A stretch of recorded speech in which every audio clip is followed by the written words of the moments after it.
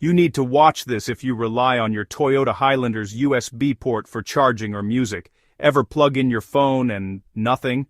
Let's get that port working again. First, make sure your car is actually on or in accessory mode. Sometimes the USB port won't work if the ignition is off. Next, check the cable and the device you're using. Try a different charging cable or plug in a different phone to see if the problem's with the port or the device. Still nothing? Take a look inside the port. Dust, crumbs, or lint can block the connection. Gently blow it out or use a soft brush to clean it.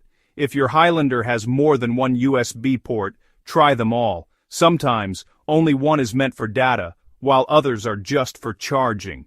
Also, check if your car's infotainment system needs an update. You'll find instructions in your owner's manual or on Toyota's website.